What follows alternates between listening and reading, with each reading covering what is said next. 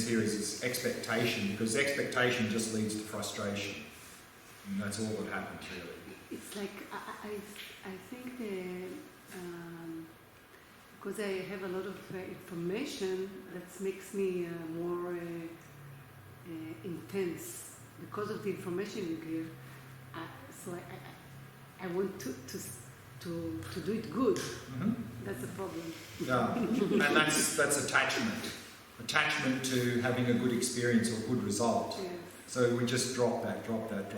And of course, if we notice that, that's one thing that's appearing, so just observe that. That's why I was mentioning here a little bit, observe reactions, and so that is a reaction, that craving and attachment. So just watch that, because if we can start to watch that, we start to be able to let go of that. We start to be free of it.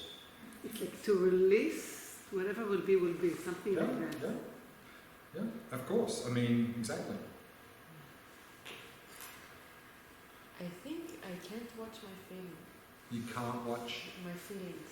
Feelings. So you never know that you're angry or frustrated or anything. In the previous meditation, I had a really big frustration. Right. And you noticed that? Yeah, my Good. body. You watched it. No, I didn't. My body was like, it's painful. Go away. Stand up. And I stayed. So my automatic thing was to aversion. Push it away. Yes. Yeah. And I didn't do it. I said, okay, let's watch it. But it kept on growing. So, I kept feeling it. The Right. thoughts on it was ongoing. Right. And then it came to a point that I said to myself, okay, just watch it. And then a big fear arrived. Like I'm standing on a cliff and one more step I'm going to fall. Like who's going to protect me if I release this? If you're going to release it. If I really watch it. If all protect the you. Like I'm going to die. Die from watching it. Yes, this feeling is going to disappear. Like to disappear. Yeah, it was very strong. Yeah, good. So we had this point here, I think yesterday, is and this is going to come up a lot more in the Vipashyana part of the retreat, is we identify with all of these things as me. This is me. All of these mental events, my thoughts, my memories, my habits, that's all me. And so we're saying release that. And it's almost like releasing our identity. Releasing. So we end up in nothing. And so fear arises. But actually, what we're going to see in the Vipashyana, this identification of these things as me is what's actually causing all of our suffering. It's a false identification. So I can't watch the feelings, you know what I'm saying? I can't watch it. No, but you are, see, this is it. You are watching, but you're still getting caught up a bit. So, initially, we just get completely caught up. And now, I think what your experience is, you're starting to see it, but you're still getting caught up. And you're seeing, you're getting caught up. So there's like sort of two things going on there. You're getting caught, and then you're watching. You're getting caught, watch, caught, watch, caught, watch. And that's why it seems to be, it's why it's sort of growing, because you're still getting caught up a bit. But what we don't want to do is hope that it goes away. Want it to go away. This is the aversion. Yeah, and that's what's going to make it bigger. I noticed that this is my automatic thing, so I said, no, this time let it be. Yeah. And it just grew. I didn't know what to do. Right, but when you said let it be, probably you're still hoping that it would go away. Even though you said, I'm going to let it be, but I really hope it goes away. So I think this is what the point here was, is that if we can really have this attitude, if it's there, it's fine. In fact, welcome it. If you can welcome it, it can't do anything. The reason it grows is we want it to sort of go away really. So if we can just be there and welcome it and just say, oh, hello, you're back again. It's nice to see you. Because actually, that sort of thing like frustration, I mean, if you really look at what is frustration, I mean, it's virtually nothing. I mean, we are creating it, aren't we? Aren't we creating? It's not like it's coming from somewhere and attacking us. We are creating it. So all we got to do is stop creating it, and then it's... How come we're creating it? Because we're reacting. But it comes, so... It comes because... So it's from where it's coming? From your mind. It's not coming from outside.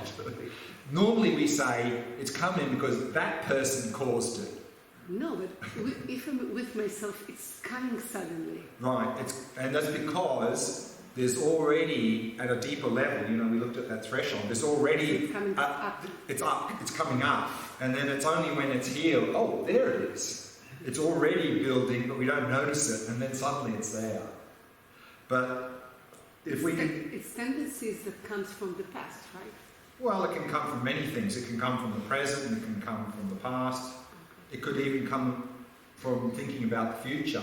You know, we may think about something in the future and we start to get anxious because this might happen to me or something. I'm saying it's tendency of the ego. Yeah? I mean, and that's what we're going to see in the Vipashyana, is that all of these things, frustration, anxiety, craving, it's all produced by the ego. It's like the mind shrink into a small self, something like that. Yeah, I mean, if you want to use the word small self or ego, grasping, well, in Buddhism we call it self-grasping. I mean, that is why all of that is coming. So, and what we're going to see in the Vipashyana is how to deal with that stuff is we need to, of course, deal with it in the moment, but also then we need to have a long-term strategy of cutting what is causing it. If we don't start to cut that, and that's Vipashyana, then it'll keep coming. I mean, we might get good at watching it, and it won't affect us, but it'll still keep coming. I mean, now it comes and we get overwhelmed. So the first step is to learn how to just be present and just watch it. And then while we're doing that, then start cutting the cause. And that's Vipashyana practice. And if we can cut that, then it can't come. It can't come. But that's the long-term goal, to cut the underlying cause of that coming up. And we're looking at that at Vipashyana practice.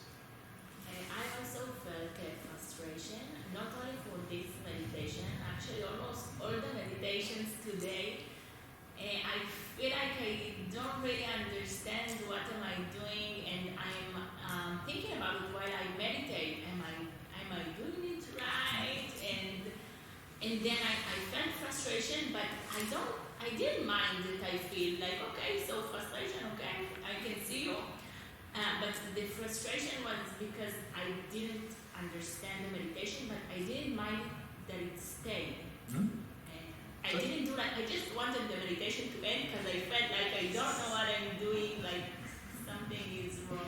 Yeah, and as I mentioned in the beginning, is many people find this much more challenging than observing the breath because it's a more subtle object, and also we don't have a habit of watching. So this is completely natural. But as I said, there are enormous benefits for this practice because, again, if we can start to watch, then we're free of all of this stuff that comes up that torments us usually. And as Alan Wallace recommends, that if we really find it difficult to get into this practice, then go to the breath and work with that until the mind becomes more stable, more clear, more focused. Then come to this practice, and then you'll find it'll work a lot easier. I felt when we were only with awareness, without the combination of the looking at the mind, there I felt okay. I felt like... Well, start there. Just rest in awareness. And I think even when you're resting in awareness, you notice some things happening a little bit. Just start there.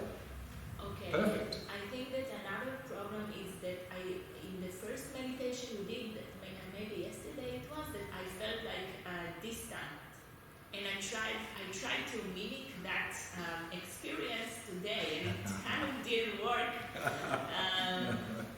So maybe that was also frustrating for me, because yesterday it felt like, okay, No. maybe I'm in a good direction, No. and today nothing. Yeah, again, expectation. I mean, Yeah. often things go better when we have no expectation.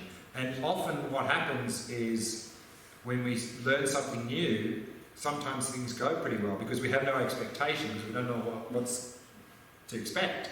But then if we have a good experience, we go, oh, okay, this is good. And then next time we go, okay, this is what's going to happen next time. Yeah. And then of course when it doesn't, we get frustrated because we have expectation. And that expectation is what's there. So like the point here is just drop all of that. Just drop all of that expectation and understand that from one meditation to the next, it will probably be completely different. It's weird that it happened to me only in this kind of meditation, because in the other Shamatha practices I didn't feel like that. I didn't feel like I came with expectations. I just came, and sometimes it went better and sometimes it was not so good, but okay, that's what it is. Because in this meditation, we are trying to observe mental events, which we saw in the analogy, the 4 stages. The first is waterfall. So just like, so to try and watch a waterfall is not easy. So therefore, start easier, step back from the waterfall, stay in that awareness, and maybe the waterfall's way off in the distance there. You sort of notice it a little bit, but you're just hanging out in awareness. That's cool, that's good. And then maybe a little bit closer and a little bit closer. So slowly. So just start in awareness. And if that's not working, then go back into the breath. So the reason that I don't see the waterfall, because I thought I don't feel like there is the waterfall of thoughts, it's because I can't see it yet. It's like a stage in progress. Well, again, one of the reasons is because, and we mentioned a couple of reasons earlier, is one is that we have this idea that if I don't pay very close attention, I'm going to get overwhelmed. So we do this. I don't feel like I do this. Or I don't feel like I dance. Or we miss a lot of mental events. You know, we're sitting there and we're getting really frustrated. There's nothing there. We're really frustrated. But of course, frustration is a mental event. So that's why in this last practice we were particularly paying close attention to that, because these are so close to us, we don't notice them. We don't really notice often the frustration or the craving or the reaction because we're sort of looking there. So, but again, I would recommend just start with the awareness, stay there and keep staying there, and then after a little while, then slowly just notice a little bit in the distance if there's anything going on in the mind, and then just slowly work like that. The expectation of waterfall, that's a problem. Sorry? The expectation of waterfalls. That's the Expectation. problem. Yes, that was my problem. I was looking, I was waiting, and it was nothing. And when I release it, I'm Release thinking, it. I'm different, I don't have waterfalls, and that's it. Exactly. Whatever And comes, still, comes. That's something that's happening. It happens in a lot of meditation. We're supposed to feel something. Supposed to feel something. Yeah. No, I mean, like right now, something nice happens, and I'm like, okay, let's try Something nice. nice happens. A good image, and I'm trying to say, okay, let's look at that, and then the only thing that I'm able to notice is like my body, like how my body's reacting to that feeling. But is that what I'm supposed to look at? Because Not initially, but I mean, again, that was one of the backup strategies, is if these things are appearing and we're reacting and we're getting caught up, then one thing we can do is step back to the body and see what's happening in the body when that appears. So that's just like a step back already. So if you find that helpful, that's where you can start. If you're getting caught up in all of this stuff with craving, attachment, frustration, and you can't manage to watch that, then step back into the body. So that can be useful. But that would be like a short-term strategy to help us to get into the practice. yeah, but the same thing happens in Glen, yeah. or any meditation when you're supposed to, breathe in compassion or whatever the feeling is. Yeah. I can mostly watch like how my physical body's reacting. It's not exactly a feeling. Do you have any recommendation how to? Meaning, you mean like in a Tonglen, it's becoming a mechanical thing? It's not about so what am I feeling? I try to rest in that, and then I'm smiling, or my face is on, and I'm resting in that, and Yeah, I mean, if you, in that practice, if you're really having a feeling of compassion and you notice that in the body, that's okay. I mean, the main thing is having that compassion, and then again, if you notice something, that's the key. And then if you notice with that comes some feeling in the body, that's fine. That's okay. Okay, let's go back to the practice, and running out of time, so we'll keep this very short, 10 minutes. And what I'd like to do here is the same practice, but now we'd like to bring this practice into daily life, this ability to just observe. But of course in daily life we're not just observing mental things arising, we also pay attention to sensory events. So what we're going to do now is a little bit what's called open awareness. So when we now to observe the movements of the mind, the movements in this session will include sensory. So now we can also pay attention to sounds, sensations, visual and so forth. So whatever is appearing in the mind, just observe that. And again, if we're getting caught up, go back and just rest in the awareness. If we're still not working, go back and rest in the body. Okay, so let's do that, just 10 minutes.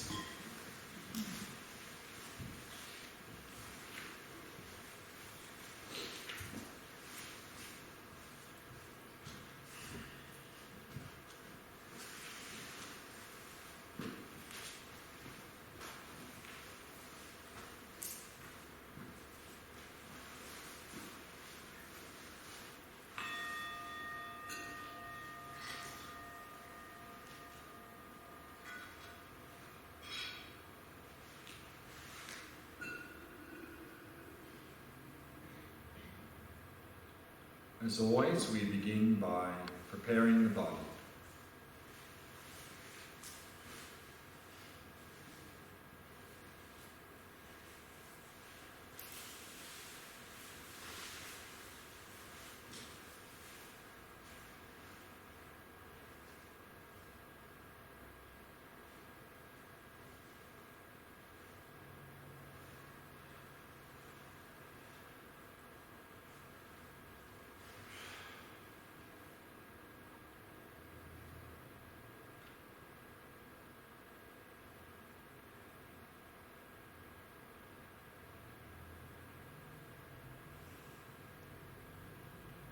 Breathing flowing naturally and effortlessly.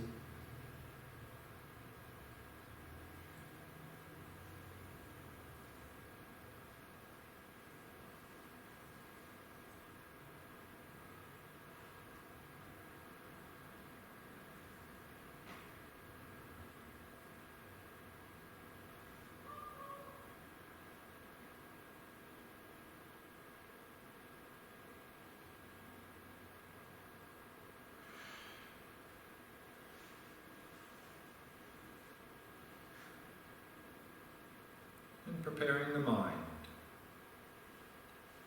allowing it to come to rest in the present moment.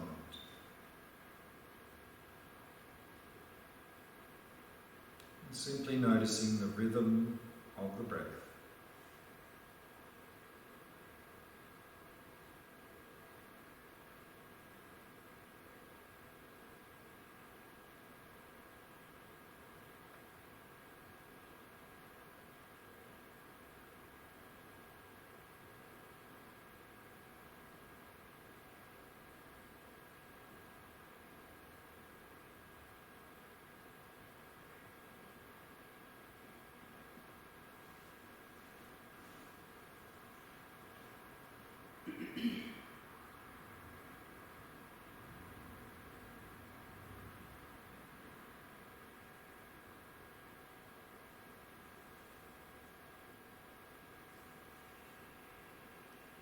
Resting your gaze in the space in front of you.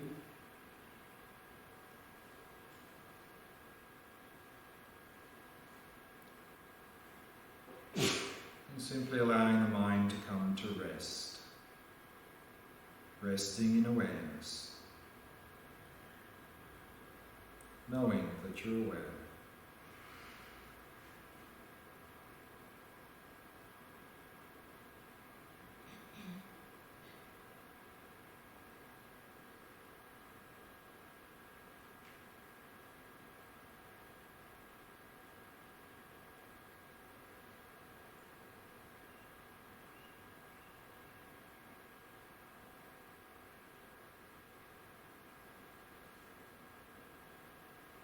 Resting in that open, spacious stillness.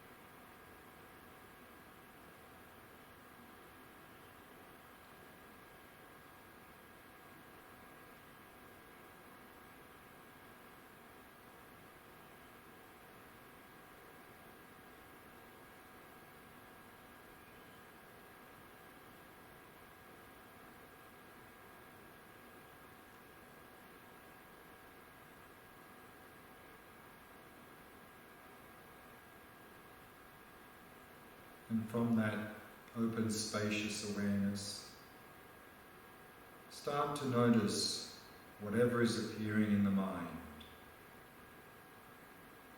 mental and sensory.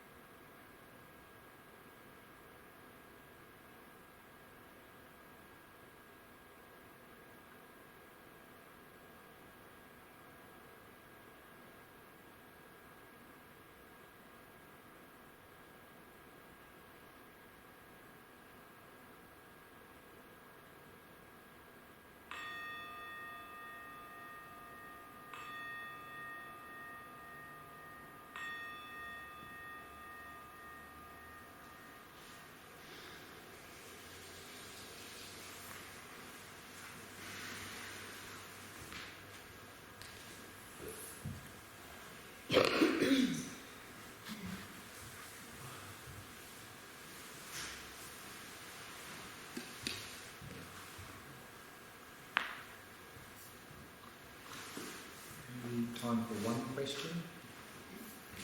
First of all, it felt like there's a lot going on. Lots of things. But then there was a moment I felt on top of things. And then I had a wish in myself. It's like, okay, so most of my emotions are coming as a reaction to something that comes up in my mind. But there are things that should be underlying it, because that's the way I Underlying. like, how do I feel now? Right. There must be something. It's not like I'm blind until there's an image or something. Right. That's how I felt. So I wanted to go deep and try and find out what is the underlying feeling. But then I thought, why should I do that if I could only watch it and then release it? I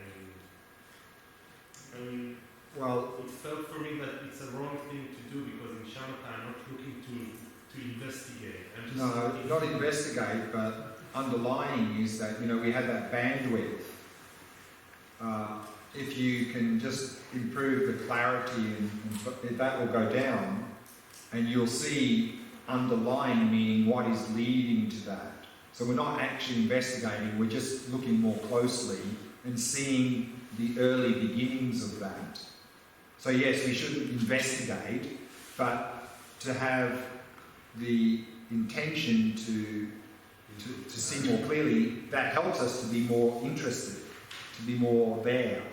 And then that will help us, because there's a whole process going on there. And we only sort of notice the end of the process when it's sort of up in the more superficial level. But if we're paying close attention, we can start to see underlying the process. So we're not investigating, we're just looking more closely, that's all. We're just paying closer attention to the process to see more of the process. Yes, investigating is Vipashyana, and then we'll be doing that in the second half of the retreat. Okay, we've run out of time there, so we have to be on time for dinner. Also, what we're doing now is we're having 1 hour for dinner, and so instead of starting at 8, we start at 7:30. So then we can also finish a little bit early, because I think 1 hour for dinner is probably enough, and there's not much to